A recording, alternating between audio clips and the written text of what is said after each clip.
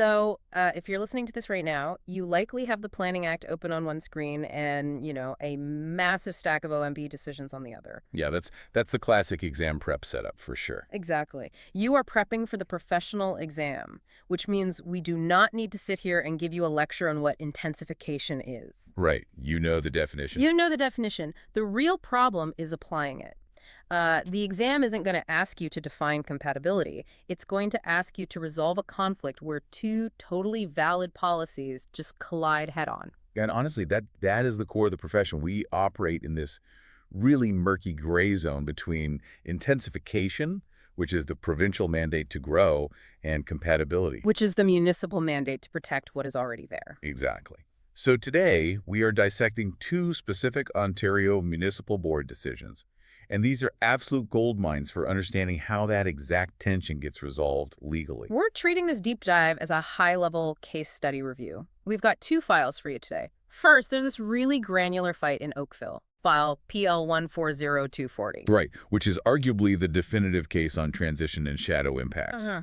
And then we're going to pivot over to St. Catharines, file PL 060850. The Port Dalhousie decision. Yeah, the Port Dalhousie one, which just completely challenges everything we think we know about heritage conservation districts. Because both of these cases really hinge on the exact same question. What actually constitutes good planning when the neighbors are screaming no, but the provincial policy statement says you have to grow? It's the ultimate planner's dilemma. So let's start with Oakville. The site here is 174 Lakeshore Road West, plus a couple of properties on Brookfield Road.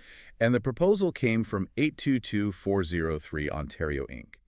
It was for a mixed-use building. Now, the dispute here, it wasn't about whether to build anything at all. It was literally about volume. It was a fight over one single story. Yeah. The applicant wanted 4 stories, the town of Oakville and the local residents. Including Aniki February and William Mardell, I believe? Right. They wanted a hard cap at 3 stories, or roughly 12 meters. And, it sounds so minor to an outsider, 3 versus 4.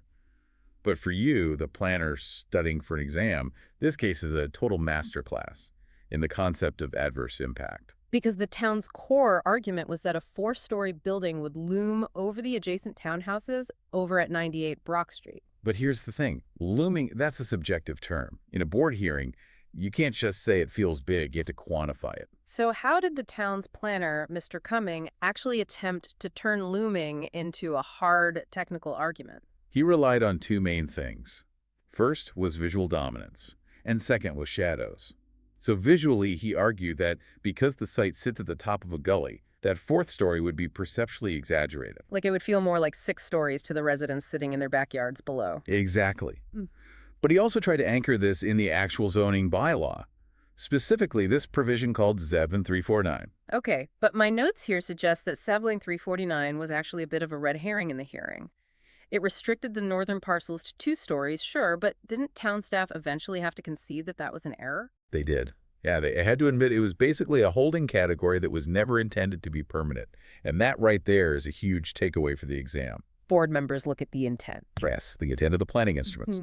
If a bylaw is clearly an administrative error or a placeholder, you cannot hang your entire compatibility argument on it. It just won't hold up. So the town's argument starts to crack a bit, and the applicant counters with the growth argument. They point straight to the livable Oakville official plan, noting the site is right in a central business district. Which is a designated growth area. Right. But obviously, simply being in a growth area doesn't automatically grant you unlimited height. So how did the applicant's experts, I think it was Paul Johnson, the planner, and John Cowell, the architect, how did they justify that 4th floor? 2 words: step backs. This is the classic transition argument. They designed the building to step back 14 meters from the east property line. So they essentially terraced it away from the neighbors. Precisely. Their argument was that compatibility is not about matching the neighbor's exact height. It's about managing the interface between the 2 properties. By pushing that top massing away from the residents, they mitigated the visual impact. And that brings us to what is probably the most critical part of this case for any technical planner listening: the shadow studies. Oh yeah, the battle of the shadow studies. This is where the hierarchy of policy really comes out to play. The town argued that the shadows from the 4 stories were excessive. Mr. Cumming presented these criteria suggesting that a, quote, More acceptable figure for shadow coverage on the rear yards would be 33%. 33%. And he calculated that the applicant's proposal would hit 56% coverage. But 33% is an incredibly specific number. Was that threshold actually written into the town's official plan or some set of council-approved urban design guidelines? No. And that was the fatal flaw that the board immediately latched onto. Under cross-examination, it came out that Mr. Cumming had actually developed these criteria himself. Based on his own private consulting work, right? Yes. They had never been formally submitted to council. Council had never voted on them. They were not official town policy. This is the exact precedent you need to highlight for the exam. The board effectively ruled that you cannot invent standards at the 11th hour just to kill a project. Correct. The board looked at the actual legally approved policy in livable Oakville, policy 11.1.9H. And that policy only says that adverse impacts should be minimized. It doesn't give a hard percentage. It does not define a percentage at all. And as we all know, minimized is not the same thing as eliminated. Exactly. Yeah. So the applicant's shadow study showed that the shadows really only touched the neighboring gardens during the shoulder seasons. March and September. Right. And only for very short durations during those months. In the middle of summer, when people actually use their gardens, the impact was negligible. So the board found that this entirely met the official plan's definition of minimized. The big exam takeaway here is that an approved official plan policy will always trump an internal, unapproved staff guideline or metric. Always. Before we wrap up Oakville and move on, we really have to touch on the expert witness situation, because there was some serious procedural drama here. The town's chief planner, Dana Anderson, actually testified at this hearing. But she did not testify on behalf of the town. Right. She was summoned by the developer, by the applicant. This is a crucial ethics case study for anyone entering the profession. The town council, her employer, had taken a political position against this development. They voted it down. But Mrs. Anderson, as a registered professional planner, had already reviewed the file and concluded that the proposal actually represented good planning. So when she gets summoned, she gets up on the stand and testifies that her own town's restrictive zoning was inconsistent with provincial policy. It's a really powerful reminder. A planner's fundamental duty is to the board and to the objective truth of good planning. Yeah. Not just to whatever the municipal council wants. And the board's decision explicitly noted that her evidence was preferred because it aligned with objective professional standards rather than political direction. Ultimately, the board sided with the applicant. The 4 stories were approved, and the ruling completely reinforced that compatibility is achieved through mitigation. Things like step backs. Right, not by just freezing the height to artificially match the existing neighbors. So in Oakville, the town tried to use math, these made-up shattered percentages, to stop density, and they failed because the policy simply didn't back up their math. Sure. Now, let's pivot over to St. Catharines. Because in the Port Dalhousie case, the opponents didn't try to use math, they used history. Case PL 060850. This one is fascinating. The Port Dalhousie Vitalization Corp. PDVC propose a truly massive redevelopment right inside a heritage conservation district. An HCD. And we're talking about a theater, new retail, and the big lightning rod, a 17-story hotel tower. The 17-story tower in a district where the heritage guidelines strictly suggest a maximum height of 3 stories, or 11 meters. So on the surface, to anyone reading that, that looks like a blatant, clear-cut violation of the district plan. It does. If you read the guidelines as if they were a strict law. The opponents in this case, a local group called Preaud, treated those guidelines as rigid, inflexible statutes. But the board's decision here relies heavily on what we call the Bell-Himmel principle. Yes. For the listeners studying, we're referring to Bell-Himmel Investments, LTDV Mississauga, and all the case law that stems from that. Can you break down the legal distinction the board is making here regarding official plans? Sure. The Bell-Himmel principle essentially establishes that an official plan is not a statute like the criminal code. You can't read it like a tax document. It is a statement of intent. It requires a broad, liberal interpretation. Meaning you have to look at the whole picture. Right. When you have conflicting policies, say, one policy that says conserve our heritage and another policy on the next page that says promote economic vitality, you have to look at the overall spirit of the plan. You cannot just cherry-pick one sentence about height to kill a massive vitalization project. So the board looked at this and found that the heritage guidelines were exactly that, just guidelines. They are meant to guide change. They aren't meant to freeze time entirely. Exactly. And this is where the vitalization argument completely dismantled the preservation argument. The proponents actually argued that maintaining the status quo was the biggest threat to the heritage district, didn't they? They did. The evidence painted a really bleak picture of a seasonal bar scene. They had 2,700 licensed seats in this small area. Wow. So it was totally packed in the summer with all the associated noise and issues, but completely dead in the winter. The actual heritage buildings were deteriorating because there was no year-round revenue to maintain them. The commercial core was essentially failing economically. Yes. So the developer argued that the 17-story tower wasn't just a building, it was an economic engine. The hotel would generate the year-round activity, and the capital needed to actually fund the restoration of the real heritage assets on the site. Things like the Austin House, the Jail House, the McGrath Union House. It's a highly utilitarian argument. Sacrifice the skyline to save the buildings on the ground.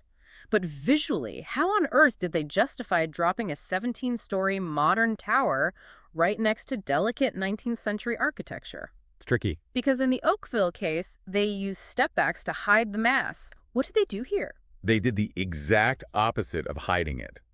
The heritage architect for the project, Michael McClelland, argued for the tower as an exclamation point. An exclamation point. That is a very risky strategy. Usually, planners and architects try to blend new buildings in. They try to make them look somewhat historical. And McClelland's expert opinion was that mimicking history is actually bad practice. He called it false historicism. Because it confuses the historical record. Right. If you build a fake 19th century building today, 50 years from now, people won't know what's genuinely old and what's a replica. He argued that a distinct, boldly modern architectural gesture, the tall tower, stands completely apart from the low-rise heritage fabric. So it allows the heritage buildings to be clearly read as historic, while a tower is clearly read as a modern intervention. Yes. Yeah. The argument is literally that contrast is a form of compatibility. And the board actually bought that. They fully accepted it. They also noted that the heritage guidelines the opponents were relying on focused really heavily on the residential character of the village. Things like pitched roofs, small setbacks, quaint details. But the subject site wasn't residential, it was right in the commercial core. Exactly. The board ruled that you simply cannot apply residential heritage guidelines to a functioning business district that desperately needs to evolve to survive. We also really see the heavy weight of the provincial policy statement, the PPS, coming down here. Oh, absolutely. The growth plan mandates intensification and the efficient use of existing infrastructure. That was the ultimate trump card in this hearing, right? It was. The board made it very clear that heritage conservation districts are not magically exempt from provincial growth mandates. Heritage conservation is about managing change, not preventing it altogether. So the decision was that the proposal successfully achieved a balance. It saved the heritage resources by allowing the intense commercial development required for their survival. And the 17-story tower was approved. So if we look at these two cases side by side, it really provides a comprehensive checklist for the exam. Let's synthesize this for everyone listening. There are three major themes that connect these two decisions. First is the mechanism of transition. Okay. In Oakville, transition was purely physical. It was stepbacks, terracing, moving the physical mass away from the property line. In Port Dalhousie, transition was much more philosophical. It was using design rationale to cleanly separate the old from the new. Contrast as transition. Right. And the board accepted both as completely valid methods of achieving compatibility. The second major theme is the hierarchy of documents. And honestly, this is the exam question that everyone trips up on. It is so critical to get this right. Official plan policies are always greater than unapproved staff guidelines. And provincial policy is always greater than local desire for the status quo. In Oakville, we saw that the town staff's internal 33% shadow criteria held absolutely no weight against the official policy to simply minimize impacts. And in Port Dalhousie, the local HCD guidelines held way less weight than the provincial mandate for intensification and economic vitality. And finally, the third theme is the definition of adverse impact. In both of these cases, the board firmly rejected subjective feelings. In Oakville, the concept of looming was thrown out because the math, The shadow studies and the step-back measurements proved that mitigation was happening. And in Port Dalhousie, the complaint that it was just too tall was rejected because the expert architectural evidence explained the economic and design function of that height. The overarching takeaway for your exam is that you cannot win a board hearing on vibes. You just can't. You need technical evidence, whether that is a detailed sun and shadow study or a robust heritage impact assessment. You have to prove the impact is actually undue. And that brings us to the Dana Anderson element in the Oakville case. That really serves as the core professional practice takeaway. Independent professional opinion is paramount. Absolutely. The board relies on planners to be objective experts. You're there to assist the board, not to act as a blind advocate for whoever is signing your paycheck. So if we step back and look at the forest instead of the trees, the lesson from these source documents is that good planning is fundamentally an exercise in balancing competing objectives. It is rarely, if ever, black and white. Wow. It's about finding that sweet spot, preserving the past while actively accommodating the future. And as we saw time and time again today, compatibility does not mean sameness. It just means being capable of coexisting without undue conflict. Perfectly said. I want to leave the listeners with a final thought on that specific concept of coexisting. Because in Oakville, we saw them essentially shave off a floor, or at least push it back, to make it fit into the neighborhood. But in Port Dalhousie, they argued that a massive modern tower was literally the only way to save the village. So the provocative question you should be mulling over as you study is this. At what point does the mitigation narrative simply become a loophole for overdevelopment? That is the exact question the board struggles with in every single major hearing. When does a step back stop being a genuine transition and start being just a decorative ledge on a massive skyscraper? Exactly. When does saving heritage require destroying the actual context of that heritage? The board ruled in these specific cases that the balance was successfully struck. But for the planner writing the exam next month, remember that the legal line is drawn at undue adverse impact. Your job as a professional is to figure out how to define what undue actually means in the specific physical context of your site. And to back it up with hard policy, not just your opinion. Words to live by. All right, we will leave you to your minders and your highlighters. Keep digging into those source documents. Good luck with the prep. See you next time.